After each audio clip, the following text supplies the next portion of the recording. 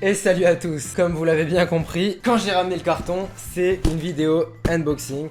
Donc aujourd'hui, on va ouvrir un colis, déjà ouvert. Mais bon, j'ai pas pu résister, c'était pour vérifier si c'était arrivé en un morceau. La poste fait pas mal de bêtises en ce moment. Ce nid que je vais ouvrir, même pour les personnes qui n'y connaissent rien du tout, c'est vraiment esthétique, il n'y a pas vraiment d'inconvénient à avoir ça chez soi. C'est assez joli, ça fait un petit bout de nature à la maison. Je vous montrerai plus en détail, soyez patients. Je me suis permis de commencer par une vidéo unboxing parce que ce sera que la première vidéo d'une longue série de vidéos où colonie de fourmis que je vais transférer dans ce nid. Je compte en faire un suivi et je vous montrerai au fur et à mesure comment ça évolue. Je vais vous mettre le lien juste en bas de la description de Ants Natural, c'est la personne qui m'a fait le nid. Je vous fais apparaître son logo juste ici. Ants Natural, en fait, c'est un fabricant de nids qui fait vraiment un travail exceptionnel. En général, je ne fais pas beaucoup de publicité, j'aime pas faire de la publicité, mais c'est que j'ai vraiment été satisfait, étonné aussi par les finitions, vraiment c'est top. Vous allez le voir par vous-même. Donc une fois que j'aurai ouvert le paquet, je vous affiche quelques-unes de ses créations. Et on se retrouve tout de suite. On va ouvrir ce nid. Donc ce que je vais faire en fait, c'est que je vais juste déballer le paquet là tout de suite ici.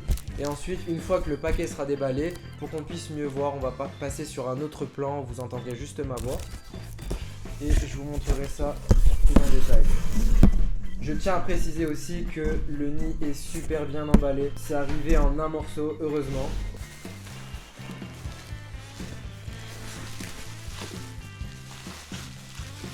Et voilà, donc pour les mesures, c'est un 30 par 20 par 15, quelque chose comme ça, qui est largement suffisant. Il y a énormément de galeries, il y a énormément de place pour une colonie, même vraiment mature, pour que les personnes qui s'y connaissent un peu, vous le remarquerez de toute façon.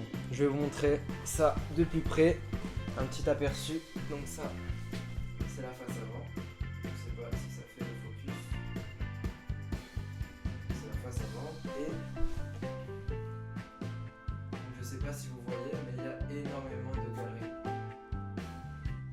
Et c'est reparti, on se retrouve sur un gros plan du nid. On peut voir sur la face avant qu'il y a énormément de détails.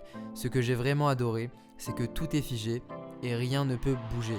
Malgré ça, on peut voir que ça donne vraiment un rendu super naturel. Sur le couvercle, on peut voir qu'il y a un bouchon grillagé qui permet une excellente ventilation tout en apportant la possibilité de nourrir la colonie sans avoir à ouvrir complètement le couvercle, ce qui est vraiment appréciable. Donc on peut aussi observer un deuxième trou par lequel passe un tube, ce qui permet d'alimenter directement la réserve d'eau sans avoir encore une fois à ouvrir le nid. L'éponge est là pour permettre à l'eau de ne pas s'évaporer trop rapidement et ainsi diffuser l'humidité de manière plus homogène. Le dernier trou que vous pouvez voir juste là, je vous le montre avec mon doigt, permet de faire passer la sonde de mon thermostat, car c'est une espèce relativement exigeante en termes de température, ce qui n'est pas le cas pour toutes les espèces. Enfin, sur la face arrière du nid, on peut voir qu'il y a énormément de galeries. Elles sont assez profondes, ce qui fait que le nid a une capacité énorme et peut tout à fait accueillir une colonie mature. Je vous dis à tout de suite et on se retrouve pour la fin de cette vidéo. Donc cette vidéo est déjà terminée, n'hésitez pas à mettre un like juste en bas de la vidéo. Je verrai le top commentaire et en fonction je pourrai choisir de faire une vidéo sur tel ou tel sujet. En attendant, j'espère que ça vous aura plu. Les prochaines vidéos concernant ce nid, on verra directement l'espèce qui s'y trouvera et comment elle évolue. Donc en attendant, je vous dis à bientôt.